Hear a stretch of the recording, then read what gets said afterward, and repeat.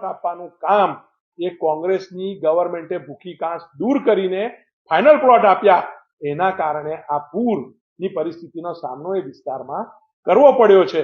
આ કોંગ્રેસનું પાપ છે, જેના કારણે લોકો ડુબાનમાં ગયા છે. અમે 1976 નો નકશો અને 1976 માં ટીપી નંબર 12 ફાઇનલ થઈ છે એનો નકશો સામાન્ય સભામાં બતાવ્યો અને એ નકશાની અંદર ભૂખી કાંસનું 1976 માં જ અસ્તિત્વ મિટાવી દેવામાં આવ્યું હતું. આ ભૂખી કાંસ પર ફાઇનલ પ્લોટ એ કોંગ્રેસે 1976 માં જ આપી દીધા હતા અને આ એ જ કારણ છે કે આ પૂરની અંદર અમારો આખો વિસ્તાર ડુબાનમાં ગયો. કારણ કે જ્યાં ફાઇનલ પ્લોટ આપ્યા 1976 થી 1995 દરમિયાન ત્યાં પરમિશનો બાંધકામની આપી અને ત્યારબાદ ભૂખી કાંસ જે 8 મીટરની 7 મીટરની હતી એ ભૂખી કાંસ 4 મીટરની થઈ ગઈ. કારણ કે બાંધકામ બાજુમાં ક્યાંક એકતાનગર બન્યું છે, ક્યાંક સૂર્યા ફ્લેટ બન્યા છે, ક્યાંક બીજા ટાવરો બન્યા છે, ક્યાંક બેંક ઓફ ઇન્ડિયા વાળી આખી સોસાયટી બની છે. આ તમામ મંજૂરીઓ ફાઇનલ પ્લોટના કારણે સરકારે આપવી પડી. કેયુરભાઈ રોકડિયા, મારે તમને પૂછવું છે કે તમે આ 1972, 76, 75, 77 આ બધી શું વાતો કરો છો તમે?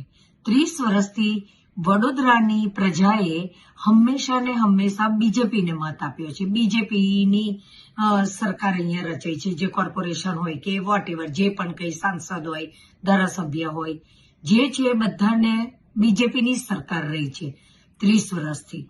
ગુજરાતમાં 30 વર્ષથી ભાજપની સરકાર છે, બરાબર? તો 30 વર્ષમાં ભાજપની સરકારે શું કર્યું? કેમ વિશ્વામિત્રી ઉપર ગલત બાંધકામો થયા, એને તોડ્યા નહીં, એને રોક્યા નહીં અને બની ગયા તો એને તોડ્યા નહીં? હવે આ બધી ફલાના ઢીમકાના બધી વાતો બંધ કરી દો. તમે આ બધા જ આપણે ભાજપના કાર્યકર કહેવડાવવામાં હવે શરમ આવે છે. લોકો મારવા દોડે છે અને લોકો ગાળો આપે છે. તમને કઈ સમજ પડે છે? તમે લોકોની લાગણીઓ સાથે ખેલ કરો છો. લોકોના ઘરમાં કેટલા ખર્ચા આવી ગયા છે અનએક્સપેક્ટેડ. એક સાધેને તે તૂટે એવો ઘાટ થયો છે. ઘરની બધી વસ્તુઓ બગડી ગઈ છે, ગાડીઓ બગડી ગઈ છે, કેટલા ખર્ચા ઉપર ખર્ચા આવ્યા છે. આ પૈસા કોણ આપવાના છે?